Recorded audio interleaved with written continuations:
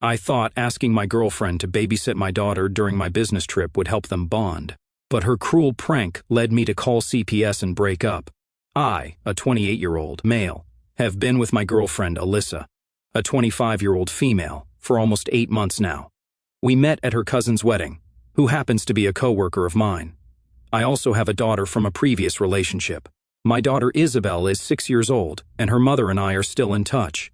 We have a joint custody arrangement, and we get to have her for alternate months.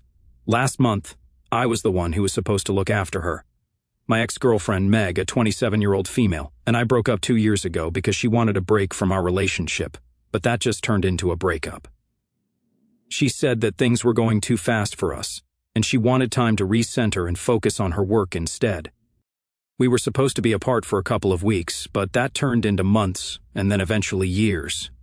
Megan and I had met in college, and we had been good friends at first but started dating around our second year. We didn't intend on having a baby, but when we found out that she was pregnant, she decided that she wanted to have the child, and I accepted that. I didn't plan on being a father at such a young age, but I didn't mind it either, and now I wouldn't change anything about my life. My relationship with Meg, however, ended abruptly just a few months after the birth of our daughter. We've remained on good terms and have continued co-parenting our daughter, but I'd say we still have certain unresolved issues. That was part of the reason why I hadn't allowed Alyssa to get very close to Isabel emotionally, because I didn't know how Meg would take it. This was the first time either of us was in a relationship after our breakup, and we didn't really have any ground rules about partners. She seemed chill about it when I told her, though, so I didn't think too much about it, and introduced Alyssa to my daughter 3 months into our relationship after making sure Meg was okay with it. The two of them hit it off well, and I was pleased to see that. Then last week, towards the end of the month, I had a business trip that I had to go away on. I'd be away for 3 whole days, so I needed someone to watch over Isabel. Of course, I contacted Meg first, but it was pointless because she'd been visiting home. She wouldn't be back before this week, as she was stuck in a snowstorm, and no flights or other modes of travel were going to be safe. I tried to get my trip postponed, but it was sort of an emergency, and I absolutely had to be there in person because this was a really important client that we were talking about here. I couldn't hire a sitter because I didn't feel comfortable leaving my daughter home with someone who's practically a stranger. Whenever I have to leave for work and can't watch my daughter, I usually either ask Meg or my parents, so I don't have a sitter usually. I couldn't ask my parents this time either because my mom was sick and still recovering. So, eventually, I thought that I'd have to cancel the trip. I didn't ask Alyssa yet because I wasn't sure if she'd want to babysit my daughter for such a prolonged period of time, and she hadn't spent any time in person with her yet either. It had always been under my supervision. I trusted her in everything, but I wasn't sure if she'd say yes. I'd already prepared myself mentally to skip this trip, but surprisingly, when I told her about the problem, she offered to babysit Isabel herself, and even seemed very excited about it. She was happy about the one-on-one bonding experience she'd get to have with Isabel, and I decided that it was the right thing to do. Of course, I also made sure that it was okay with Meg as well, and only then did I leave for my trip. The first 2 days went smoothly, and I was able to finalize the deal that I'd had to leave for, so I was quite happy. Alyssa also seemed to be getting along well with Isabel, and I'd been FaceTiming them every morning and every night before bed, so I knew they were doing okay. On the 3rd day, things went south because Alyssa decided to pull a really stupid prank on me. For context, Alyssa and I have had a running gag about how, if it were up to her, Alyssa would run away with Isabel because she adores her. It's just a harmless joke, really, and we've never thought about it as anything more. I know Alyssa isn't crazy, and she won't actually do that. But on the morning of my 3rd day, I received a call from my daughter, and she told me that she'd found Alyssa in my bedroom just a couple of minutes ago, and she'd been talking to a red-haired man wearing suspenders. I knew by the description that she was talking about my friend, my lawyer, Ruben. My daughter also told me that Alyssa had packed all her clothes and toys in 2 bags, and had told her that they were about to go on an adventure, without me. So she called me to ask why I wasn't going to be with them on this adventure. At that moment, I was freaked out because, if my daughter was telling the truth, there was something really wrong that was going to happen. Something about my lawyer being present there, along with my daughter's claims that their bags were packed and they were about to leave without me, just didn't sit right with me. I think every parent would have been freaked out by something like this. I'd also only given Isabel a spare phone that she knew she was supposed to use only if she felt weird or uncomfortable in any situation. And if she'd taken the trouble to call me, then there was definitely something odd going on. At least that's what I believed at the time. I called Alyssa first, but she didn't answer, and that freaked me out even more. So, without thinking much, I decided to call CPS and the police at the same time because I was panicking really hard. I tried to call my daughter back to tell her that she was not to leave the house, but she didn't answer my call. So then, I called my dad and told him to get to my house as soon as possible after explaining the situation to him as quickly as I could. Luckily, my mother was feeling better, so she could take care of herself for a while, and my dad left as soon as he received my call. For about 20 minutes or so, I sat there in my hotel room, trying desperately to get to either my dad or my daughter. I had no idea what was going on, and I was too scared to even leave the room to head towards the airport because what if they finally got back to me? But I wasn't able to receive their messages or calls because I was on a flight back home. So, I stayed where I was and continuously kept praying for some news from them. Finally, I received a call from a cop saying that they'd only found Alyssa and my daughter at my house playing with blocks, and there was no red-haired man or packed bags in sight.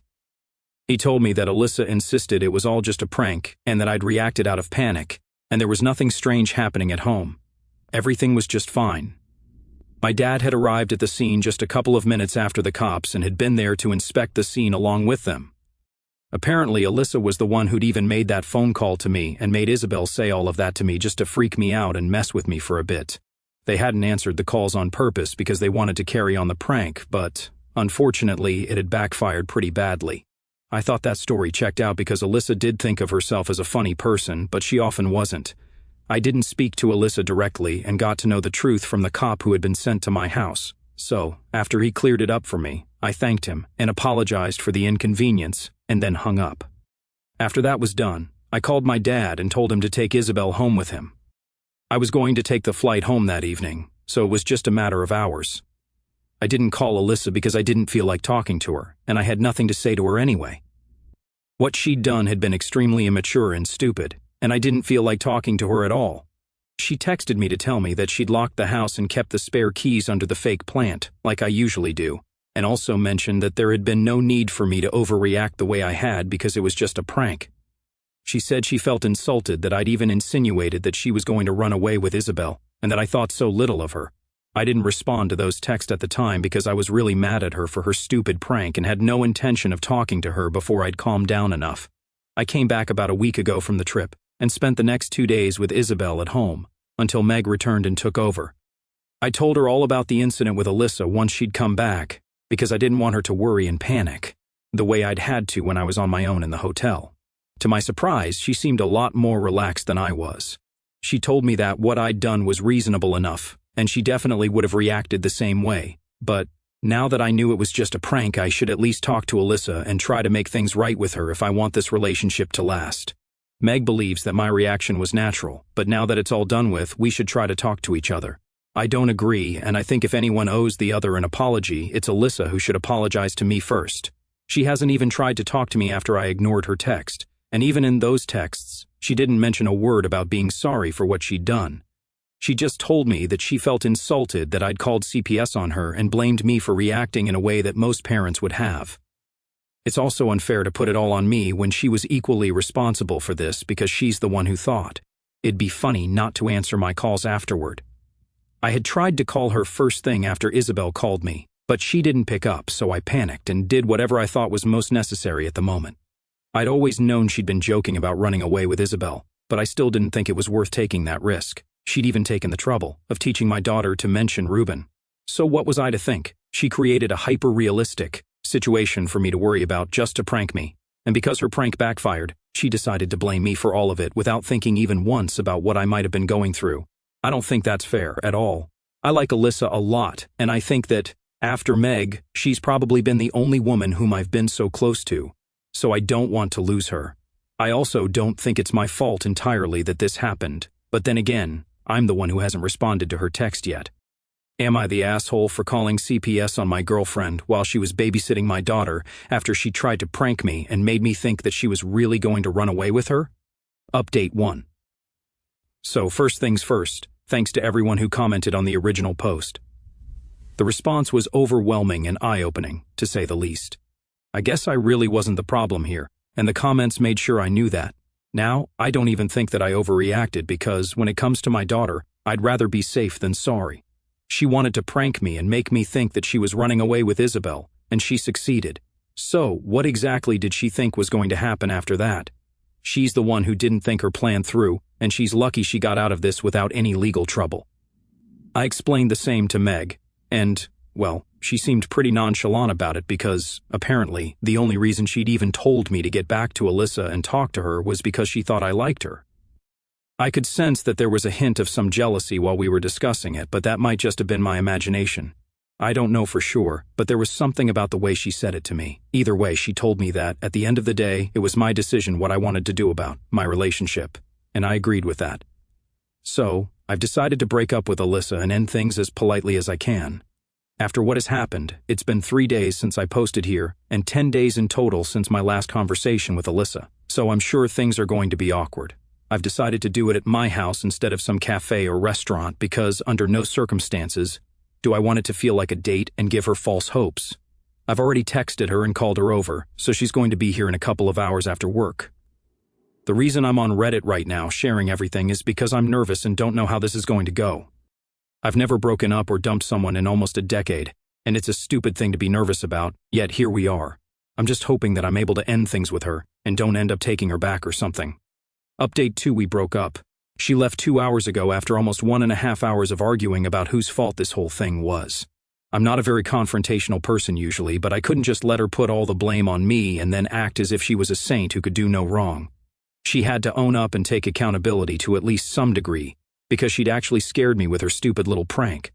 At first, she told me that she was glad I'd invited her because she said she wanted to end things with me and was looking for the right opportunity to do so. I was relieved because at least we were on the same page about breaking up. And so I told her that I agreed, and that we should indeed break up. When I said that, she got mad and started telling me that she'd expected me to at least apologize for my behavior before coming to this conclusion.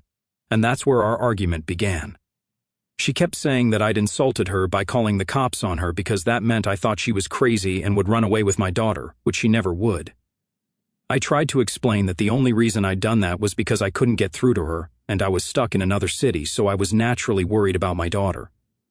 She kept arguing with me endlessly and called me paranoid, saying that I always overreacted and that I was the one who owed her an apology.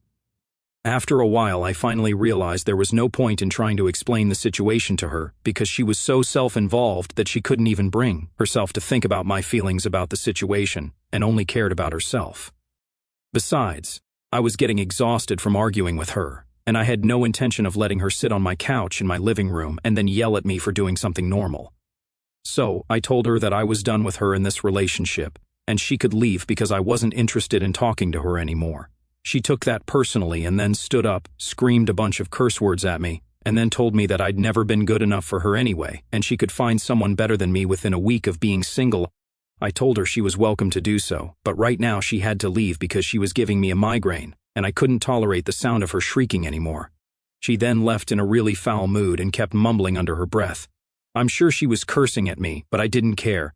I was just glad that she was finally gone now, because she just wasted 1.5 hours of my life with her nonsensical arguments. I don't know how I'd ever even considered giving her a second chance at this relationship, because she definitely doesn't deserve to be a part of mine, or my daughter's life at all. Update 3. So, it's just been a day, but the repercussions of the breakup have already started taking their toll on me. Alyssa didn't talk to me directly after she left, but late at night, she decided to text Meg instead. She didn't have her number, so she sent her a message on Instagram instead. It wasn't a very nice message, and it accused Meg of trying to ruin the relationship I had with Alyssa by poisoning me against her. This is just so stupid because, while we were arguing yesterday, Meg didn't come up even once. We didn't even mention Meg, so I don't know where that came from out of the blue. Throughout the 8 months that we dated, Alyssa must have met Meg 3 times and has never spent time with her, so I don't know where she got that from. She didn't even know that it was actually Meg who had tried to encourage me to speak to her again, and if she'd known, I don't think she would have said the things she did. She called Meg a lot of things, including a homewrecker and the B word several times, for no real reason apart from needing a scapegoat. I was furious when I found out in the morning because when Meg had tried to inform me, I was already asleep. I told her that I was going to call Alyssa and talk to her, but Meg told me not to because this was an attempt to get a reaction out of me after thinking about this for a while. She didn't think it was a good idea for me to contact her at all. I'm not happy about it, but she's right, so I decided to block her instead. If she tries anything funny, then I'll probably just speak to my coworker about it and try to get him to put an end to that because from what I know, they're kind of close and share a good relationship, so he might be able to help me. We haven't had the opportunity to discuss any of this yet, but I plan on talking to him soon enough. The issue is that he works in a different department, and we don't get to see each other often, but I'm sure that Alyssa must have told him something or the other. His behavior towards me hasn't changed in the past week or so, but I'm sure now that Alyssa and I have broken up for good, she'll leave no stone unturned to disrupt my life. I'm stunned. I never realized she had this crazy side of hers during our relationship because this is something I should have been able to tell. To think I'd left her with my daughter for ages just feels weird now, but at least I was able to end this relationship before it went too far. I hope she leaves this alone now. Update 4. Hey everyone, so this update is not going to be about Alyssa, even though she hasn't left me alone at all. In happier news, Meg and I have decided to give things another try. It's been 2 weeks since the last update, and 5 days ago, Meg visited me with Isabel and said that she had something important to discuss with me.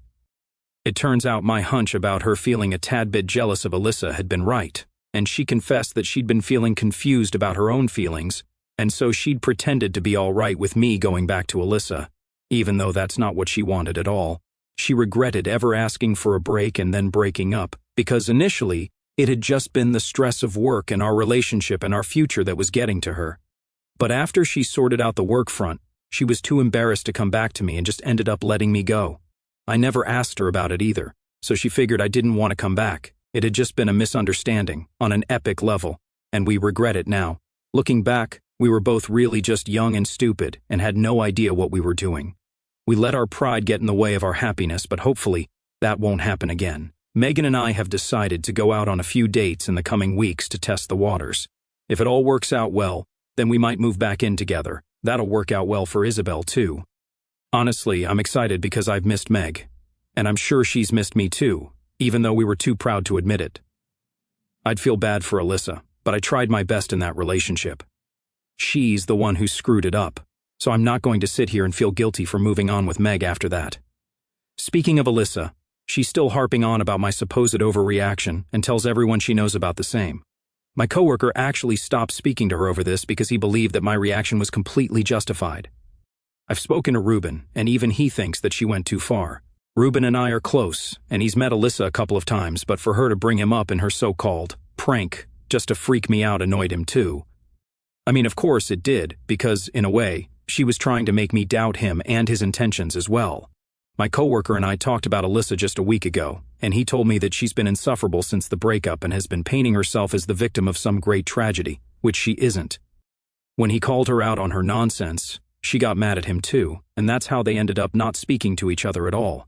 She's still sending me texts through multiple accounts, but none of them are cute ones, only ones that call me crazy and psycho. Like, yeah, we can all see who's crazy now. I haven't responded to her yet, but I will speak to Ruben once he's a little less busy so that we can start looking into protective orders because I don't want her loitering near my house at any point, if this escalates. Not because I'm worried for myself, but because of Isabel.